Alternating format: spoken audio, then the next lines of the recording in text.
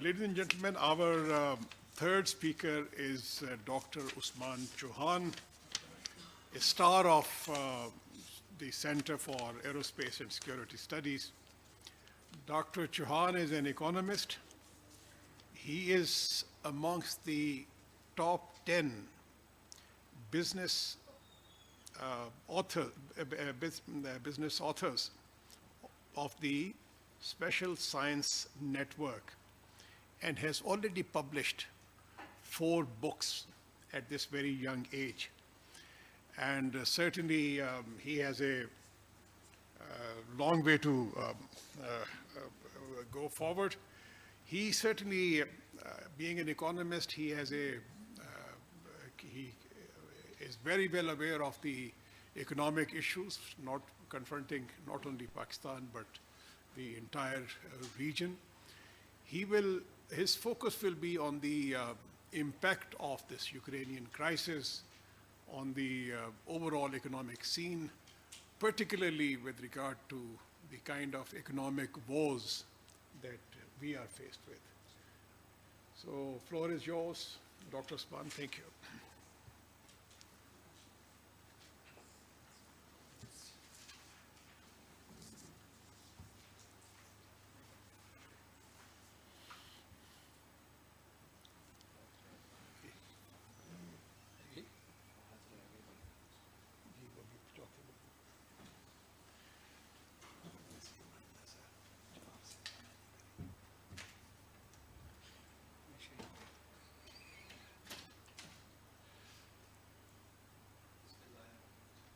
Bismillahirrahmanirrahim.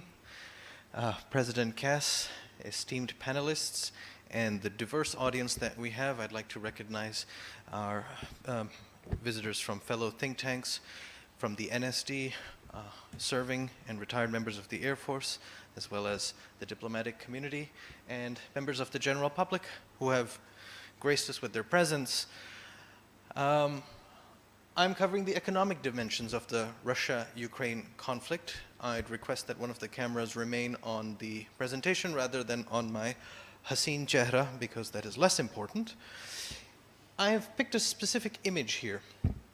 This is Vasily Petrovich Goloborodko, the character portrayed by Vladimir Zelensky in the show Sluga Narodu. And it is not just a very good representation of the challenge that he has faced, it is also a very good narrative portraying the challenges of governance and misgovernance in a society like ours. I learned more about my society watching this than I would from our media or from our narratives.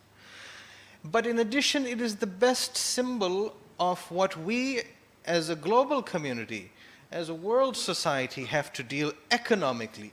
कि जी फाइलें पढ़ी हैं, वो बाएं हाथ में उसने पकड़ी हुई हैं. हमें भी सारा डेटा है और अगर आपके पास नहीं है तो मैं आपको फराहम अभी करूंगा. लेकिन जी साइकिल टूटी पई दी है. The vehicle by which we can realize that economic attainment of stability and growth, or टूटी पई दी है, if you permit my colloquialism, sir.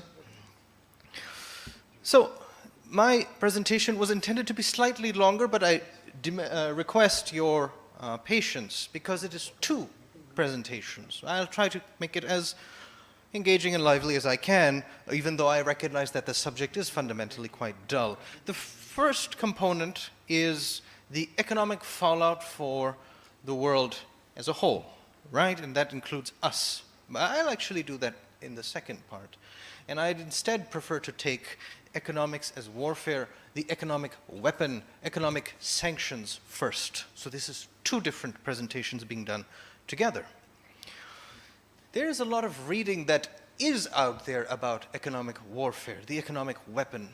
I have studied the subject very deeply and from time to time do write in actually quite a bit. At CASS, a lot of it was on FATF,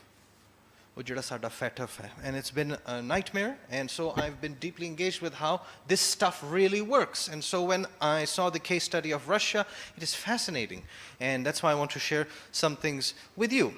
So, when we look at Russia and the sanctions that have been imposed on it, we should recognize that its experience with sanctions or with economic warfare has been informed by more than a century. After the October Revolution, there were very hardcore sanctions put on them. During the Cold War, there was many things implemented against them. And in the 21st century, for example, after 2014 and now. So they are not newbies in the field of recognizing the dimension of economic warfare as a part of a total mobilization of one people against another, for example. So, in fact, geoeconomics has been the instrument of choice for Russia. The Georgian conflict, or the Crimean, or the Ukrainian, or the Syrian, these are exceptions, actually. It seems like a list, but it isn't. The rule is that they are very savvy geoeconomic players. I would argue that China and Russia are the savviest geoeconomic players. India aspires to it, but it's not very good at it. And America has actually kept geoeconomics less in its prism of tools than Russia and China. In fact, they could have done much more since the 90s, but they didn't. Part of it is ideology. Part of it is just that it is an orphaned subject, geoeconomics. In Pakistan, we have begun this narrative quite recently, and therefore we need to be far more informed about it in the way that these societies are in Russia and Ukraine. So, some things that they did, well, since in the last decade, for example, the creation of an economic zone of post-Soviet states to keep that orbit. But their positive geoeconomics includes writing off the debts of countries. So, for example, for Uzbekistan, they forgave the debts. That's on the positive side rather than the punitive side, negative side. Strategic bailouts to countries like Greece and Cyprus when the EU taka jama raha tha, Kupras pe or Yunan pe, the Russians offered a bailout, and so the EU then had to behave in a way that was far more conciliatory. So, that is playing the sort of thing on the positive side. But on the negative side, partially withholding gas transfers via Ukraine because it has been a transit point for previous pipelines, and then simply rerouting pipelines. And if you look at the map of pipelines, I have one later on, they go around it so that they don't need to depend on Ukraine as a transit point. And then your kind of plain vanilla import restrictions and that sort of thing they have used against Georgia. So quite a large arsenal from there, where they are the agent rather than the respondent to the sanctions. This is a timeline since February, since the invasion. And you have several categories of sanctions that are put, and you see that the intensity was more marked in February and March, but echo or ripple waves have continued till the present, and they come in a variety of categories. Financial sanctions, that means cutting off the currency usage or the banking systems, access to SWIFT, etc. Oligarchs have been targeted particularly, but then import restrictions and export restrictions, travel, trade support. There's actually a large arsenal within the category that you would call economic sanctions, and you must be mindful of that. And quite a few governments have come on board, which would make you think that Russia would be in a lot of trouble economically, because so many countries are ganging up, in a sense, in retaliation, but using the economic domain as their arena of choice rather than kinetic, right? As the previous speakers correctly identified. But the Russians have taken countermeasures, timely and significant. And what I really am trying to get at here is the coordination of their economic machinery with the kinetic machinery, which is where we need to draw lessons. You may have the best kinetic thinkers and practitioners, but what degree of coordination exists with the economic thinkers and practitioners in our country? That is the real lesson here. So after the late February and early March, they began to take strong coordinated measures. For example, they raised a record interest rate, which is on the next slide. So here you see it was risen up to 30%. That's you would say madness. I mean, a crisis country wouldn't raise it to 30, but they did. They converted interest payments on their foreign loans into rubles. You want the money? We're not going to default, but we'll pay you in rubles. They curtailed the private ownership of foreign currency, and the corporate ownership of currency had to be converted. So if you took $100 million in income from abroad, well, 80% of it had to be parked in ruble. You had to then surrender that. Now it's 50%. Similarly, for the gas payments from the countries, they said you have to pay for it in rubles, which then forces a demand for the counterparty to purchase the rubles. And finally, they activated the central bank reserves that were not withheld by sanctions. So you've heard the 600 billion plus number, but it was diversified in anticipation of something like this. So it was dollars and yuan and euro and gold. And that portfolio then makes it. So you have these hedging instruments. So you anticipate this sort of situation and do that. As a result, 1 month into it, so this is a Bloomberg chart, by early April, it was actually one of the best performing, and year to date now, it is the best performing currency in the world. It is second on that list. And there's a whole list of other currencies that have actually degraded, and at year to date, actually, the worst performing currency relative to the US dollar year to date is our rupee, Pak rupee. Humne inka kya bigada, kisi ka kya bigada, but our currency is the one that is so disproportionately impacted. That's why this presentation is important to make today. Pak rupee. It's not on this list because it isn't liquid enough, but that's how bad things are, how unfair.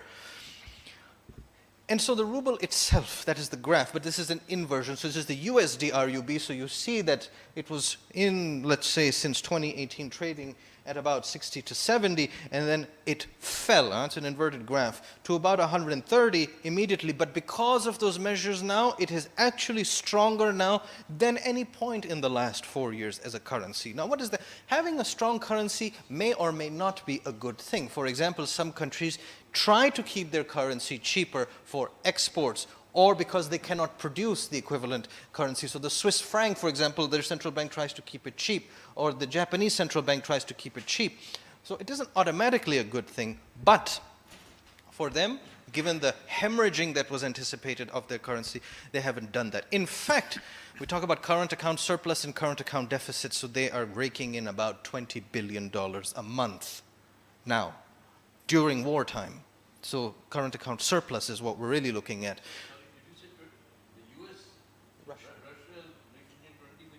Per month. Per month. $20 billion per month. Per month. And if they start smuggling it out? Just imagine. Per month. So you would imagine that they're in trouble, but they aren't. For now, and that's what I want to get to. So the energy exports, the gas sector is shouldering the burden. And so you do see a certain privilege for energy secure countries. That's why energy security goes in tandem with economic security. And that's why you should always remember, President Ipri, I made this presentation at your event also, that energy is the lifeblood of economics. All economics is a claim to energy, whether it is your labor power, whether it is the machinery, or whether it is the proper hardcore renewable and non-renewable sources of energy as it's understood, all of that. The other thing is the Western sanctions and the waves of businesses leaving the country actually led to a drop in the imports, because multinationals coming to your country require imports. They often prefer a certain quality. So their current account surplus expanded even more since the imports are less. Plus, those companies leaving often sold it to their local partner at throwaway prices. That's also a gain for the local partner. And finally, they're selling oil at a discount. Now, some countries are really, it's quite an unethical thing if they take a moral position against Russia, but then they continue to import. You know, there's an ethic part to that, economics. But if it's $120 a barrel, some countries are getting it at 90 from Russia, and they're happy to do that. So between the liberal order's talk of human rights and the actual practice, there's something to think about there. Now, the future challenges for Russia. So right now, you have what's called the kind of a new manifestation of the resource curse. Resource curse means that you sell petroleum or something that is energy rich, and then your currency appreciates. Because it is so strong, the rest of your industries are no longer competitive, so they sink and you become entirely dependent. This is a sort of different iteration of that, where Russia can basically chug through in terms of getting any foreign currency it needs, doesn't really want it because it's saying you buy in ruble. They can continue to do that, but other sectors of the economy are now very lopsided and disproportionately affected. The inflation rate is 18% plus, and unemployment is 10% plus, so there are macroeconomic issues there. Remember that loss of lives, particularly in Ukraine, which is the victim of an invasion, is a permanent loss. And they forecast, the best forecast is that Ukraine's GDP, we should also talk about that, will sink by about 45%. It is like the massive earthquake, which it is, or a volcanic eruption, which it is.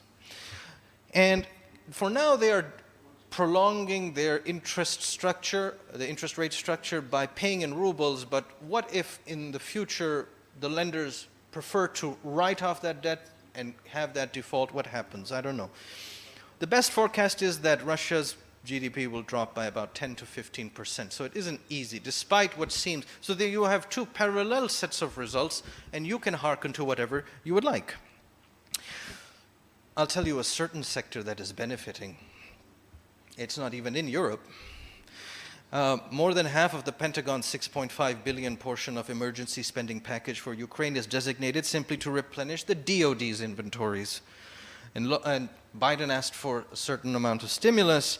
Congress was more than happy to give even more that was requested. Somebody is really, really happy about what is happening, and it's on a different continent. So, not everybody is so upset about what's happening in Ukraine, and that's something to think about. Now, there are some macro-level factors that we have to think as we pivot to the Pakistan situation. What has happened since this invasion in terms of the financial markets, which were already in turmoil and it's all over the place, not just because of this, but because of the inflationary pressures, because of lockdowns and supply chains, in general chaos, post-COVID stimulus now coming to a different sort of inflationary paradigm. It means that at the same time, the world's largest oil producer, which is Russia, along with Saudi Arabia and others, doesn't want euro or USD. It's not wanting to trade in that. And at the same time, Saudi Arabia is open to deals. That's a separate piece of news, but important, that they're willing to trade in yuan. So the petrodollar trade is also being challenged. So these two graphs, that is China's current account balance in USD. They've been accumulating dollars. That has been a strategy. Our strategy, which we should have but haven't been able to do, is to acquire dollars. This was also Mahathir's strategy for Malaysia. He raked in 100 billion over a long period, and that became Malaysia's anchor. This whole idea of stocking up on dollars is questionable when dollars are to be exchanged fundamentally for energy. And the US is on the right, the graph on the right, they've been going on a deficit paradigm. That graph is going back to 1960, and the drops start to happen particularly after the 90s. That's how long deficit spending by printing the dollar has worked. But will this strategy work in the future? If it doesn't, that will be a revolution in the world economy. Now, this is particularly true because in a panicked market, like you see, the turmoil of 2022, what you have is that if it's a deflationary bust, you will go for, meaning prices are low but the economy is bad, you can go into bonds. It's a safe asset. If it's inflationary and you have a bust, then you should go for the cash of the strongest currencies, which itself is quite shaky right now. So it's very hard for financial gurus to judge what to do. That's how big the crisis is. Not people here, but people in Tokyo and in New York and London are having a very hard time judging it. Why? Because with inflation, prices are high, but economy is bad, you have real yields sinking, which is to say the inflation-adjusted yields are negative. So if the Federal Reserve raises its primary interest rate by 1.5%, but inflation is so high it still doesn't cover it. So that makes the dollar even less attractive, and that is a very big deal. But what can the institutions, I'm not talking about Wall Street people, but in government institutions, the central banks do about it? Well, they don't have too much policy room. For so long, especially since 2008, they have been printing cheap money. And in 2020, they went gung-ho. But they didn't do it in a targeted manner like we did in Pakistan, where it was a small stimulus, but it was targeted towards the most cyclical industries like construction and towards the poor, through the old channel like the Benazir Income Support Program. So a little bit of money made a big difference. There, a ton of money was printed and only went to corporations. And there was a ton of corruption in it in the West, but in the United States specifically. So emerging countries now have more options outside the euro or the dollar trade. That makes the whole multipolar world, as translated in economic sense, very important. And I'll tell you, oligarchs around the world are noting very carefully that they shouldn't be so keen to buy properties in London or something. You never know when it'll get snapped. There's no place like home. That paradigm is far more prominent now. And the weaponization of the dollar is now no longer a hush-hush subject. It was always done. It was always weaponized. But now it's like, well, this is sort of the new rules of the game. So you have a multipolar world where economic weapons are used willy-nilly. As the Minister of State mentioned, there are categories of thinking that must be deployed toward looking at sanctions, that has to be done. Okay.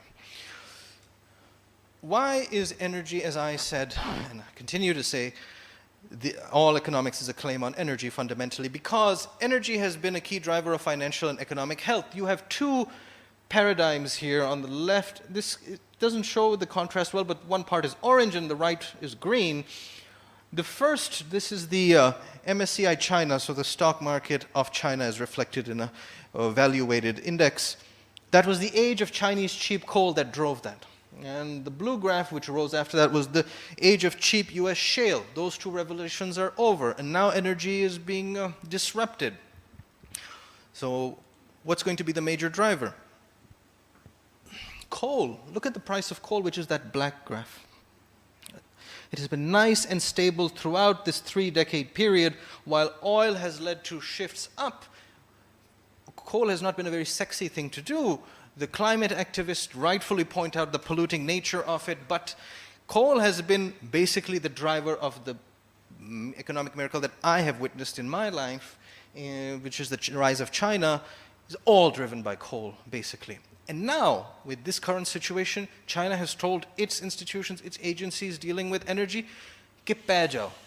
Find coal at all costs, no matter what. So if you told me 5 years ago that the world economy is going to be topsy-turvy and that everybody is going to go back to coal, I would say, that's a very silly situation. How can it be? But that's exactly what is happening now. Because gas disruption, at the same time, you can't use these pipelines, or there are issues with that, and Europe has promised to go away from pipeline dependency, so they are now purchasing LNG. That is the LNG that would typically go to Asia. So now the prices are higher for Asian energy, and so now we are impacted here. So instead of using this whole gas paradigm, we'd rather go to coal. This is, the last uptick there is Chinese coal production, and this graph goes back to 1986. Now, what does it mean for us? And there's 3 phases I'd like to point to you. There was a lot of turbulence pre-pandemic. So 2019, the dollar went from about 110, the rupee went from about 110 to $1 to 150. Then the pandemic came. That was a very interesting case study, and I'd like for us all to remain mindful of how well Pakistan did in that, economically and in public health terms. So we navigated it sensibly, but in the post-pandemic environment, we are in a much worse situation. The post-pandemic situation has been much worse for Pakistan than the pandemic could ever have been. And that's where we are right now. In November, we had about 21 billion with the state bank in terms of foreign reserves. And as oil began to rise, particularly after February, our current account deficit came to about 4 billion per month. It shrunk down to about 9 billion. So there's 9 billion with the state bank's ambit, and then there's 6 billion extra dollars in the banking system, which is your money. And so that's how much it shrank. Now we are so desperate for an IMF loan that we have to concede to things that would have been politically unpalatable, like removing the fuel subsidy, raising energy prices, etc. But there is one economic issue that isn't related to Russia and Ukraine, which has happened at the same time, which you must be mindful of because of its economic impact, which is that, for example, in April, Shanghai, the biggest port in the world, was closed down. Completely. 7 out of the world's 10 largest ports in terms of volume are in China. The world's biggest port is closed for a month. What is going to happen to global supply chains at the same time? So you have compounding effects everywhere. We're not entirely done with the pandemic for us to have even the stamina for the conflict happening right now. And at the meantime, the Federal Reserve has been printing money like there's no tomorrow. And it does really signal that there's no tomorrow. I mean, there really is no future interest rate path that makes sense. Unprecedented stimulus, poorly targeted, as I said, and the bubble has popped. The game is up. As General Saab said, it's peaked in power. It's also peaked in economic power, and now it seems to be receding. All of the things I'm pointing to corroborate this assertion. Now, for Pakistan, it isn't just about oil and gas. Or even any other country that is import dependent on resources. Natural gas, Russia has 25%, platinum 23%, fine. But there are categories where Ukraine is also very important, for example, wheat, sunflower oil, corn. Even if you don't import this specific item, it is a substitute for something you import. And so that item's price increases too. And this is the trajectory since 2021 of the crude oil. I didn't even put the last 2 months, but waves of bouncing and bouncing and bouncing. And it's very bad now. Same with natural gas. No matter which market's price you're looking at, very expensive. Wheat exporters in the world, this is pandemic era, but the data is slightly older than that. So 18 million tons from Ukraine. Russia, 37 million tons. Pakistan produces about as much wheat as Ukraine, but it doesn't export that because what it produces isn't enough to feed its people. Ukraine produces that much, but it has a decent-sized population. We have an indecent-sized population. The population growth is not sustainable. And that's why even though we have so many ne'matein and so much we still have to import, so we're vulnerable to these things. We shouldn't be, but we are. And you can see this in the indices, the sub-indices of the grains and oilseeds price index.